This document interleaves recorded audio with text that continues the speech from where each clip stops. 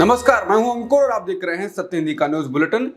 एक नजर अब तक की सुर्खियों पर। सुल्तानपुर में एक एमपी एमएलए अदालत ने बुधवार को कांग्रेस नेता राहुल गांधी को केंद्रीय गृह मंत्री अमित शाह के खिलाफ कथित आपत्तिजनक टिप्पणी के लिए दायर मानहानि मामले में 2 जुलाई को पेश होने के लिए कहा है। स्पीकर चुने जाने के बाद ओम बिरला ने सदन में इमरजेंसी की निंदा की।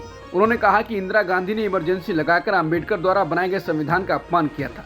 स्पीकर के प्रस्ताव रखते ही पक्ष और विपक्ष के सांसदों ने नारेबाजी शुरू कर दी। स्पीकर ओम बिरला ने इमरजेंसी के दौरान जान गंवाने वाले की याद में 2 मिनट का मौन रखने को कहा। कांग्रेस सांसदों का आरोप था कि स्पीकर भाजपा का एजेंडा चला रहे हैं। मौन के बाद स्पीकर ने गुरुवार तक संसद को स्थगित कर दिया। अब कल गुरुवार को संसद में राष्ट्रपति का अभिभाषण होगा। वरिष्ठ पत्रकार प्रेम कुमार ने संसद में इंदिरा गांधी की निंदा करने को लेकर काफी कुछ कहा है। उन्होंने कहा है कि कांग्रेस विरोध करते करते देश का विरोध कर गए। पूर्व पीएम की निंदा से स्पीकर पद की गरिमा तार तार हो गई है। निंदनीय है स्पीकर के मुंह से देश के पूर्व प्रधानमंत्री इंदिरा गांधी की निंदा करना। निंदनीय है संसद का अपने ही पारित प्रस्ताव का 50 साल बाद निंदा करना। शर्म करो, इंदिरा गांधी की शहादत पर मौन हो। 71 की नायिका दुर्गा है इंदिरा, सोचो कि तुम कौन हो। उन्होंने कहा कि लोकतंत्र का गला आज घोंटा गया है। बहुमतवाद का संसद में नंगा नाच दिखा है। उन्होंने कहा कि आपातकाल की निंदा का प्रस्ताव बाला साहब ठाकरे के भी खिलाफ है, सीपीआई और आरएसएस के भी खिलाफ है, जिन्होंने इमरजेंसी का समर्थन किया था। मत भूलिए, जब पूर्व पीएम होंगे नरेंद्र मोदी तो उनके खिलाफ ऐसे अनगिनत निंदा प्रस्ताव पारित किए जाएंगे। अचानक लॉकडाउन कर सड़कों पर न चलने के लिए लाखों लोगों को मजबूर कर दिया गया। भूख से तड़प तड़प कर लोग मरे। वैक्सीन कंपनी से चंदा लेकर ऐसी वैक्सीन लगवाने को मजबूर किया गया कि आज तक लोग बिना वजह मर रहे हैं। अपने ही देश के नागरिकों के खिलाफ पेगासस के लिए जासूसी कराई गई। सैन्य बजट का इस्तेमाल आम नागरिकों के खिलाफ हुआ। लोकसभा अध्यक्ष का जिम्मा संभालते ही पहले ही दिन ओम बिरला ने सदन में मौजूदा सांसदों को नसीहत दे दी। उन्होंने पहले सांसदों को शांत कराया। इसके बाद ओम बिरला ने कहा कि माननीय सदस्यगण, मैं आप सभी को अवगत कराना चाहता हूं कि जब स्पीकर सीट से खड़ा हो जाता है तो मैं कहना चाहता हूं कि आप सभी सांसदों को तुरंत बैठ जाना चाहिए। ये मैं पहली बार कह रहा हूं, मुझे 5 साल कहने का अवसर नहीं मिलना चाहिए। ओम बिरला ने सांसदों को नसीहत के तौर पर बेहद सख्त लहजे में ये बात कही। इसके बाद लोग इसको ट्वीट कर रहे हैं कि आप इसे चेतावनी समझो या धमकी।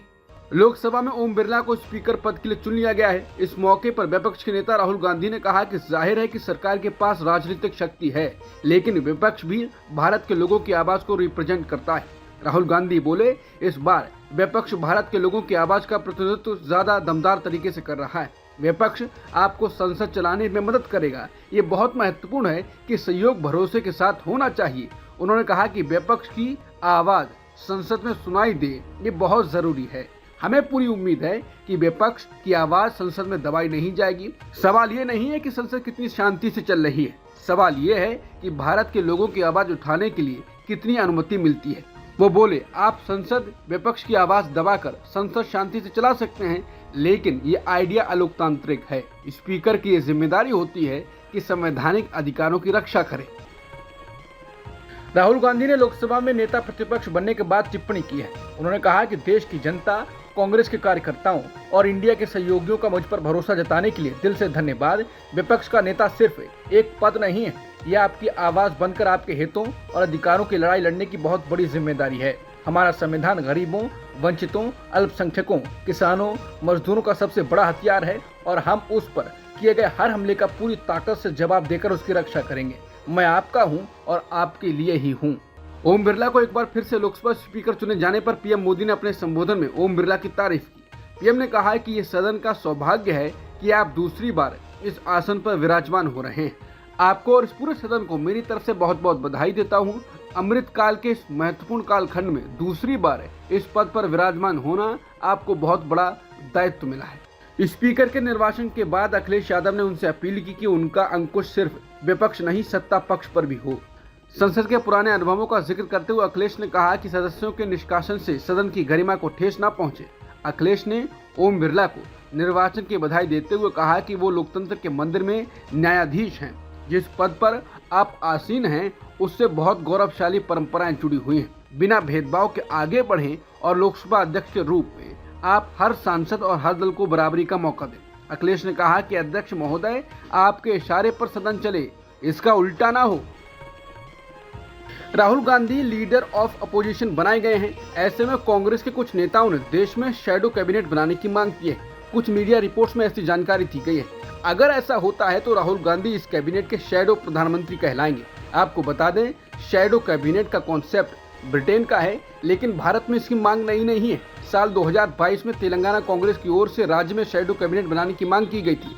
शैडो कैबिनेट का काम होता है सरकार के कामकाज पर नजर बनाए रखना और जहां भी कोई कमी या गड़बड़ी नजर आए उसे उजागर करना, उसके लिए आवाज उठाना। करीब करीब वही काम जो विपक्ष का होता है, लेकिन थोड़ा व्यवस्थित होता है। यानी सबकी स्पष्ट जिम्मेदारी, सरकार के किस विभाग की निगरानी कौन करेगा। 2014 में ही ऐसा ही प्रयोग मध्य प्रदेश में किया गया था। तब राज्य में विपक्ष की भूमिका निभा रही कांग्रेस ने शैडो कैबिनेट का गठन किया था। कहा गया था ये कैबिनेट सरकार के कामकाज पर कड़ी निगरानी रखेगी। तब मध्य प्रदेश विधानसभा में विपक्ष के नेता थे सत्य प्रकाश कटारे, उन्होंने इस कैबिनेट की घोषणा की थी। कांग्रेस के पूर्व अध्यक्ष और सांसद राहुल गांधी अब संसद में नई भूमिका में नजर आएंगे। राहुल गांधी लोकसभा में विपक्ष के नेता होंगे। भारतीय लोकतंत्र में कई ऐसे पद हैं जो बेहद शक्तिशाली माने जाते हैं। इनमें नेता प्रतिपक्ष का पद भी शामिल है। राहुल गांधी को कैबिनेट मंत्री का दर्जा मिलेगा और उसी के अनुरूप सैलरी और सुविधाएं दी जाएंगी। हालांकि सिर्फ यही कारण नहीं है जिसके कारण ये पद बेहद महत्वपूर्ण हो जाता है। दरअसल नेता प्रतिपक्ष विपक्ष की जिम्मेदारी निभाने के साथ ही कई संयुक्त संसदीय पैनलों और चयन समितियों का भी हिस्सा होता है। इनमें सीबीआई के director, central vigilance commissioner, Bharat निर्वाचन आयोग के मुख्य चुनाव आयुक्त और चुनाव आयुक्तों की नियुक्ति, मुख्य सूचना आयुक्त, लोकायुक्त और राष्ट्रीय मानवाधिकार आयोग के अध्यक्ष और सदस्यों को चुनने वाली समितियां शामिल हैं। नेता प्रतिपक्ष के तौर पर राहुल गांधी का इन फैसलों में सीधी दखल होगी। इन कमेटियों के फैसलों में प्रधानमंत्री मोदी के साथ ही नेता प्रतिपक्ष राहुल गांधी की सहमति भी जरूरी होगी। बता दें, राहुल गांधी सीबीआई और ऐसी दूसरी एजेंसियों को लेकर सरकार को घेरते रहे हैं। ऐसे में अब इन एजेंसियों के शीर्ष पदों पर नियुक्ति में उनकी भी अहम भागीदारी होने जा रही है। इसके साथ ही नेता प्रतिपक्ष के रूप में राहुल गांधी लेखा समिति के भी प्रमुख होंगे। ऐसे में सरकार के आर्थिक फैसलों पर बारीक नजर रखेंगे और उनकी समीक्षा भी कर सकते हैं। लेखा समिति ही सरकारी खर्च की जांच करती है। ऐसे में राहुल गांधी को नेता प्रतिपक्ष के साथ ही ये जिम्मेदारी भी अपने आप मिलने जा रही है। लोकसभा चुनाव के दौरान अपने विवादास्पद टिप्पणी के बाद इंडियन ओवरसीज कांग्रेस के चेयरमैन पद से इस्तीफा देने वाले सैम पित्रोदा की फिर से वापसी हो गई है। कांग्रेस महासचिव केसी वेणुगोपाल ने एक प्रेस बयान जारी कर कहा कि कांग्रेस के अध्यक्ष ने सैम पित्रोदा को तत्काल प्रभाव से इंडियन ओवरसीज कांग्रेस का चेयरमैन नियुक्त किया है।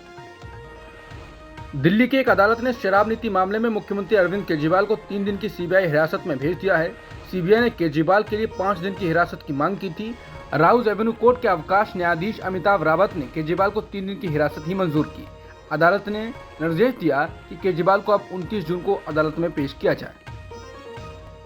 बॉम्बे हाईकोर्ट ने बुधवार को एक कॉलेज में हिजाब पर बैन के खिलाफ दायर याचिका को खारिज कर दिया है। ये 9 छात्राओं द्वारा याचिका दायर की गई थी। इसमें मुंबई के कॉलेज के अधिकारियों द्वारा निर्धारित ड्रेस कोड को चुनौती दी गई थी। ड्रेस कोड वाले कॉलेज के निर्देश में कहा गया था कि छात्राओं को परिसर में हिजाब, नकाब, बुर्का, स्टोल, टोपी आदि पहनने से प्रतिबंधित किया जाता है।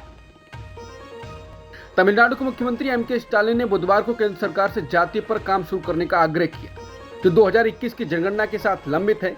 स्टालिन ने कहा, ये काम राज्य भी कर सकता है, लेकिन जाति पर डेटा एकत्र करने और उनके आधार पर कानून का मसौदा तैयार करने में राज्य सरकारों की सीमाएं हैं। उन्हें कानूनी चुनौतियों का सामना करना पड़ सकता है। आज दिल्ली में हरियाणा कांग्रेस नेताओं के साथ कांग्रेस अध्यक्ष मल्लिकार्जुन खड़गे, राहुल गांधी और केसी वेणुगोपाल ने बैठक की। इस दौरान आगामी विधानसभा चुनाव की तैयारियों को लेकर चर्चा हुई। इससे पहले झारखंड, महाराष्ट्र के कांग्रेस नेताओं के साथ बैठक हो चुकी है। कांग्रेस विधानसभा चुनाव को लेकर काफी सतर्क है। बैठक के बाद खड़गे ने कहा कि हरियाणा के किसानों और नौजवानों को भाजपा ने धोखा दिया है। आने वाले चुनाव में हमें सभी 36 बिरादरी के लोगों का विश्वास हासिल करना है। उन्होंने कहा कि भाजपा के 10 वर्षों के शासन ने हरियाणा के विकास को रोक दिया है। सैकड़ों भर्ती परीक्षाओं में धांधली हुई है। किसानों पर घोर अत्याचार हुए हैं, लाठियां बरसाई गई हैं, दलितों, पिछड़ों पर अत्याचार हुए हैं, महिलाओं पर अत्याचार हुए हैं, अपराधों में तेजी आई है और हम सबको एकजुट होकर जनता की आवाज बुलंद करना है। कांग्रेस ने दावा किया है कि नीट पेपर लीक में बीजेपी के सहयोगी दल सुहेलदेव भारतीय समाज पार्टी के विधायक शामिल हैं। कांग्रेस ने दावा किया है कि सुभाषवा विधायक बेदीराम नीट पेपर लीक के सरगना हैं। सोशल मीडिया साइट एक्स पर एक पोस्ट में कांग्रेस ने लिखा, पीएम मोदी की पार्टी का सहयोगी विधायक नीट पेपर लीक का सरगना है। यूपी के इस विधायक का नाम बेदीराम है। इसका धंधा है देश भर में पेपर लीक करवाना और उससे पैसे बनाना। बेदीराम बीजेपी का चहेता है और उनका बेहद करीबी है। कांग्रेस ने दावा किया कि एनडीए विधायक बेदीराम का साफ कहना है कि मैं देश में कोई भी पेपर लीक करवा सकता हूं। बेदीराम पहले भी पेपर लीक के मामले में जेल जा चुका है। कांग्रेस ने इस संदर्भ में कुछ सवाल भी पूछे। कांग्रेस ने पूछा कि बेदीराम पेपर लीक करवाता है, ये सबको पता है, इसके बाद भी उसे एनडीए में क्यों रखा गया है। यूपी के लोग बताते हैं कि बेदीराम खुले तौर पर पीएम मोदी और सीएम योगी का नाम लेकर रौब झाड़ता है और कहता है मेरा कोई कुछ नहीं बिगाड़ सकता, पेपर लीक होगा, इसे कोई नहीं रोक सकता। कांग्रेस ने इस ट्वीट में इसका वीडियो और फोटो भी अपलोड किए हैं। विकीलीक्स संस्थापक जूलियन असांज अपने देश ऑस्ट्रेलिया पहुंच चुके हैं। प्लेन से उतरते ही उन्होंने अपनी पत्नी और पिता को गले लगाया। असांज 14 साल की लंबी कानूनी लड़ाइयों के बाद आजाद हुए हैं। केन्या में सरकार के खिलाफ हिंसक प्रदर्शन हो रहा है। सुरक्षा बलों और प्रदर्शनकारियों के बीच झड़प में अब तक 13 लोगों की मौत हो चुकी है।